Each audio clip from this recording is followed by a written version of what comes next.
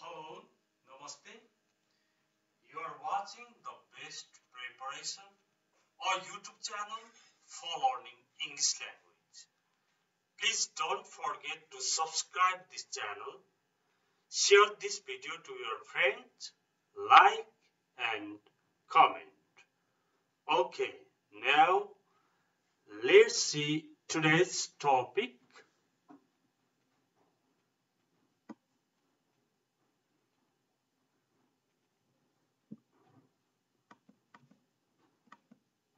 Okay, यो भन्दा अगाडि टेन्सको सर्टकटमा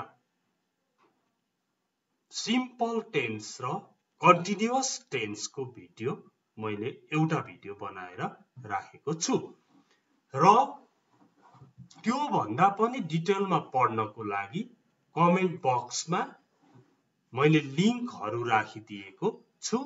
कमेन्ट बक्समा पनि हेर्नुहोस्, युनिट 1 to 100 को लिंक पनि त्यही भेटिन्छ। अरु भिडियोको लिंकहरु, शब्द मात्र सिक्ने लिंकहरु त्यसैमा भेटिन्छ कमेन्ट बक्समा। ओके, अनि हिजो चाहिँ हामीले आई गो जान्छु, आई वेन्ट गए, आई विल गो जाने छु, अनि आई एम गोइङ म जाँदै छु, आई वाज गोइङ म जाँदै थिए, आई विल बी गोइङ म जाँदै हुनेछु। त्यस्तो कुरा चाहिँ हिजोको भिडियोमा हेरियो भने आज पर्फेक्ट र पर्फेक्ट कन्टिन्युअस टेन्सको कुरा छ। पर्फेक्ट टेन्स भन्ने बित्तिकै तपाईको दिमागमा चाहिँ verb third past participle form सम्झिनु पर्यो।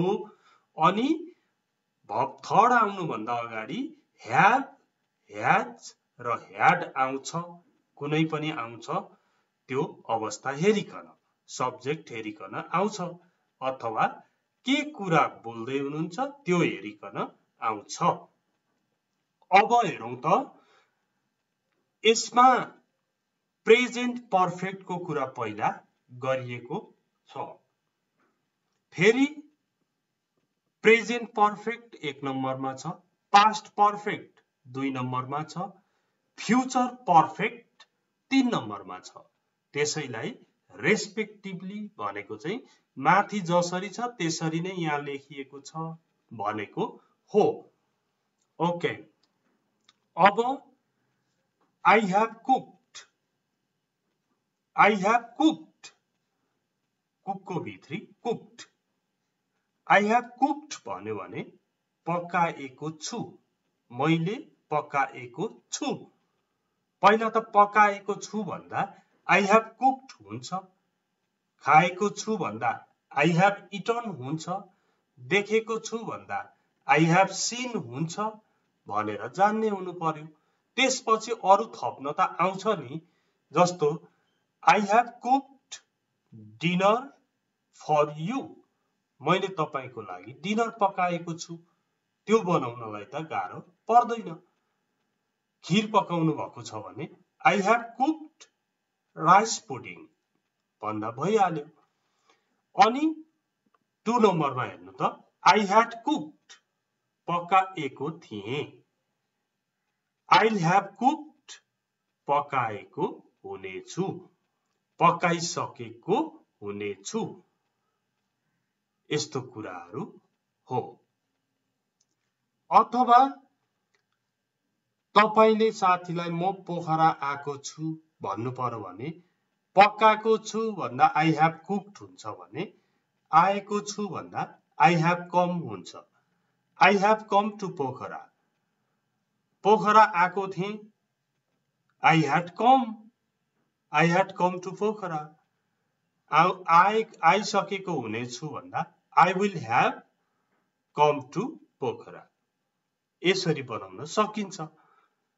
यो नै एकदमै सर्टकट र अत्यन्तै जान्ने बन्ने तरिकामा पर्छ। प्रत्येक कुरालाई यस्तै बनाउनुहोस्। अब हेर्नु त हिसँग he has made भनेको उसले बनाएको छ के बनाएको छ चिया बनाएको छ भने he has made tea भन्नुहोस् चंगा बनाएको छ भने he has made a kite भन्नुहोस् यसरी उसले सेन्टेन्स बनाएको छ भने he has made a sentence भन्नुहोस् त्यस्तै he had made उसले बनाएको थियो he had made a kite उसले चंगा बनाएको थियो त्यस्तै he'll have made उसले बनाएको हुनेछ बनाइसकेको हुनेछ भविष्यमा यस्तो काम भइसकेको हुनेछ भन्नलाई चाहिँ will have को पछाडी भित्री लाग्छ he will have लाई नै he'll have बनाएको हो he'll have made उसले बनाएको छ यो पनि ग्रामरमा प्रेजेन्ट पर्फेक्ट पास्ट पर्फेक्ट र फ्युचर पर्फेक्ट को एक्जाम्पल्सहरु हुन् अब देसँग they have sent SEND sent को भित्री sent they have sent तिनीहरूले पठाएका छन् भन्न जान्ने मान्छेले तिनीहरूले डकुमेन्ट्स पठाएका छन् भन्दा they have sent the documents भनेर भनिन्छ they had sent पठाएका थिए they'll have sent पठाएका हुनेछन् पठाइसकेका हुनेछन् यसरी प्रेजेन्ट पर्फेक्ट पास्ट पर्फेक्ट र फ्युचर पर्फेक्ट को कुरा गरेको हो अब यसपछि पर्फेक्ट कन्टिन्युअस को कुरा गरौं पर्फेक्ट भनेको पूर्ण भयो पर्फेक्ट कन्टिन्युअस भनेको चाहिँ अविच्छिन्न खालको जस्तो यसमा चाहिँ present perfect continuous past perfect continuous future perfect continuous respectively भनेको छ ग्रामरमा यो प्रेजेन्ट पर्फेक्ट कन्टिन्युअस हो अरे 2 नम्बर को पास्ट पर्फेक्ट कन्टिन्युअस हो अरे 3 नम्बर को चाहिँ फ्युचर पर्फेक्ट कन्टिन्युअस हो अरे कन्टिन्युअस हुन आईएनजी आउँछ त्यसको अगाडि बीन आउँछ यसमा त्यस्तै अब पर्फेक्ट हुनको लागि have has had आउँछ हेर्नु है I have been हो यो तर I've बनाएको हो I've been learning म सिक्दै आएको छु I've been learning English for 2 weeks म 2 हप्तादेखि अंग्रेजी सिक्दै आएको छु I've been learning सिक्दै आएको छु I'd been learning सिक्दै आएको थिए I had been learning हो यो I'd been learning म सिक्दै आएको थिए I'd have been learning म सिक्दै आएको हुनेछु तपाईले कन्टिन्युअसली कुन काम गर्दै आउनु भएको छ त्यसलाई I've been भन्नुहोस् I've been भनेर भर्बमा आईएनजी लाउनुहोस् अब तपाई कुनै अफिसमा 2 वर्षदेखि काम गर्दै आउनु भएको छ भने I've been working in this office for 2 years 2 वर्षदेखि तपाईले द बेस्ट प्रिपरेसन भन्ने च्यानल 2 वर्षदेखि हेर्दै हुनुहुन्छ भने I've been watching the best preparation for 2 years यसरी बनाएको रहेछ र यो present perfect continuous past perfect continuous र फ्युचर पर्फेक्ट कन्टिन्युअस को भिडियोहरु म भिडियोको लिंकहरु कमेन्ट बक्समा राखिदिनेछु।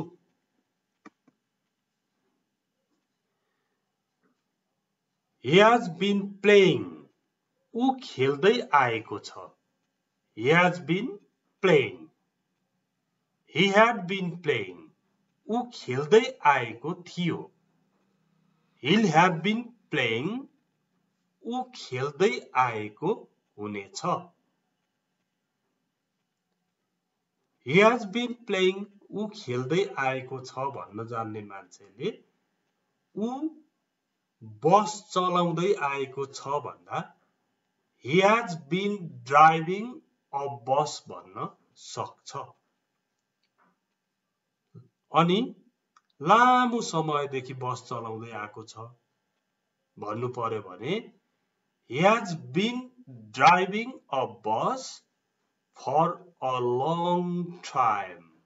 Okay? He has been driving a bus for a long time. Okay. अनि had been playing भनेको चाहिँ खेल्दै आएको थियो छोड्यो होला। Will have been playing भनेको चाहिँ खेल्दै आएको हुनेछ। पछिको कुरा। पछि ऊ यस्तो काम गर्दै आएको हुनेछ। ओके? अर्को हेरौं। They have been reading. पढ्दै आएका छन्। They have been reading a novel. तिनीहरू उपन्यास पढ्दै आएका छन्। They had been reading.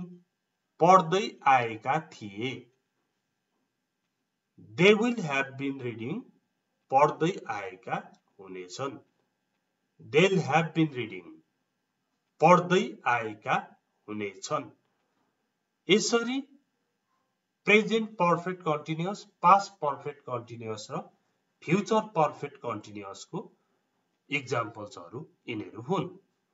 आज हामीले 3 वटा पढ्यौं।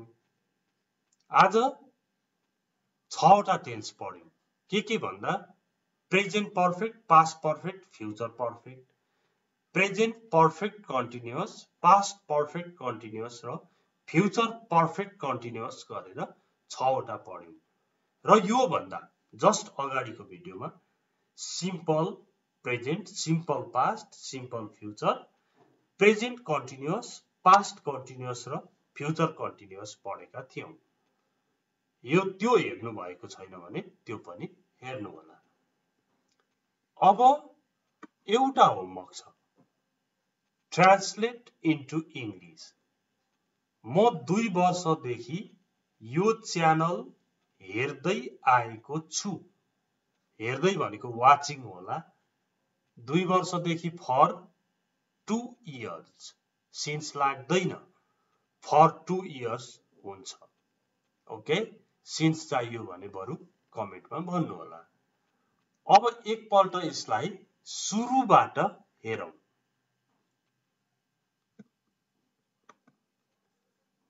I have cooked.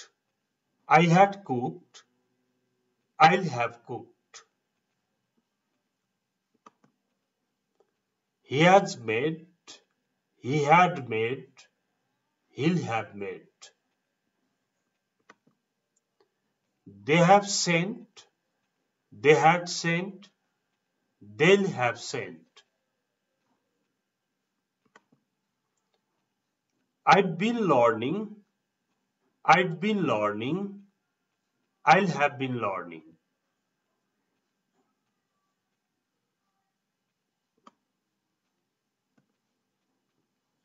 त्यस्तै he has been playing. He had been playing. He'll have been playing. Ani they have been reading. They had been reading. They will have been reading. Okay. I hope you learned something useful from this video. Thanks for watching this video. See you tomorrow. Bye-bye.